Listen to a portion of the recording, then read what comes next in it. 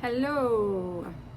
So today on Optimize Your Emotional Intelligence, aka Recognize and Manage Your Level of Crazy with EQ when dealing with human connection.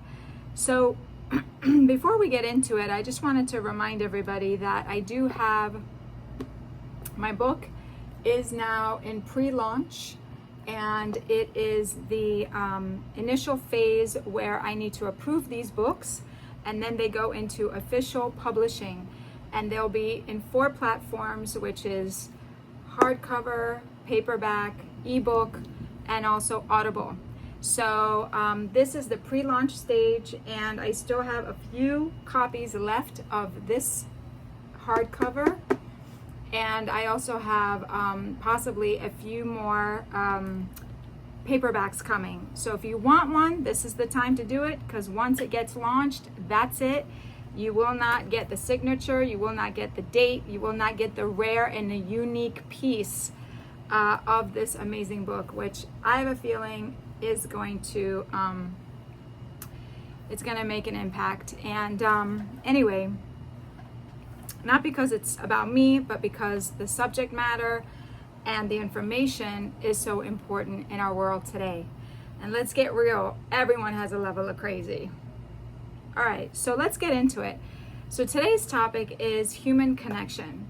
So why am I talking about this today? So today I went to a few meetup groups, and if you don't know what meetup groups are it's an app, and you can get it on your app store, whatever phone you have, and it's called meetup.com, and there's all kinds of social activities there, from business to practically anything, and I mean anything, on these apps or on this app. And you can go and meet nice people and get involved in activities that resonate for you, that you enjoy, and through that process, you can make friendships. So recently, I myself have been feeling a bit disconnected from friendships. And, this is a vulnerable moment for me, so please work with me here. I've been feeling like a lot of my friendships have kind of moved around, you know what I mean? My energy is changing, they're changing, I'm moving into premenopause, I'm getting older, things are changing, I'm with Tom, when you have relationships, things also change. And so, it feels like the friendship arena feels a little bit like dried out, a little bit like the desert. But interestingly enough, I know that there are people out there that truly care about me and that do have my back if I need help, which is a blessing. And I think sometimes we get confused what are real friendships versus human connection and those kinds of things. And so here's what I'm finding. Every human being needs connection. Every human being needs a social group of some sort, needs a community, needs to feel connected, needs to feel that someone has their back. But here's the thing, we also need our freedom. We also need to feel like we can come and go as we please, that we're not trapped by this relationship or by this community. And so in many communities out there, you may feel like you're trapped. You may feel like you have to do this and that, and there's all these obligations and responsibilities and all these activities and all these things you have to do. Now, you may like that. You may be it's all about that. You're all about that. You love it. It's great. And you could be a person who gets choked by that. You really can't handle it. It's too much. And so you need that space, you need that ebb and flow where you can come and go, you can stay when you want to, and you can leave when you want to.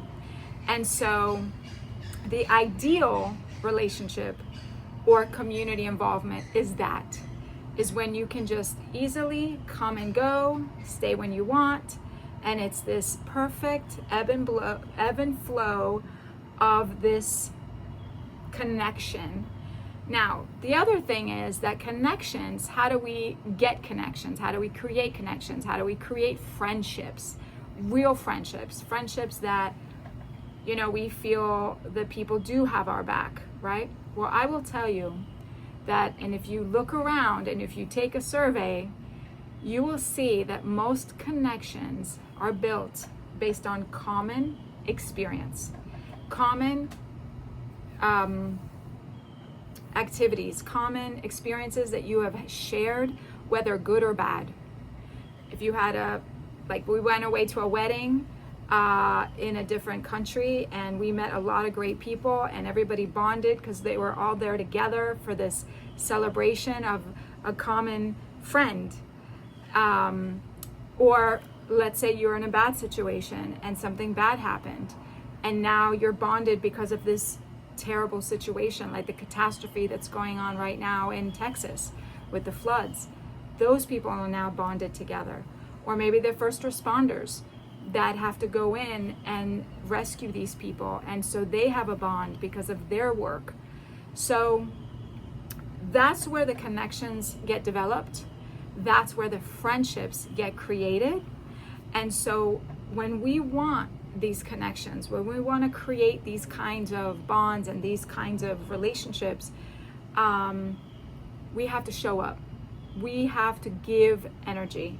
We can't just show up one time and just kind of like expect it to be a long-lasting connection. Now, it can be, if that happens, that does happen, but I guarantee you that if that happened, it's meant to happen because you guys share some sort of energetic bond, and you probably most likely will find more time to spend together, and you will reconnect again and again and again. And usually that happens with couples, right? When you become a couple, or when you become a best friend or whatever, you just meet each other and for some reason you just click, and that's fine. But the true connection of you guys happens through repeated experience together, through bonded experience together, through activities that happen over and over and over again.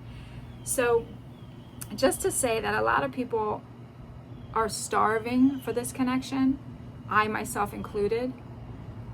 And what I'm learning over and over again is that you have to do the work. You have to show up.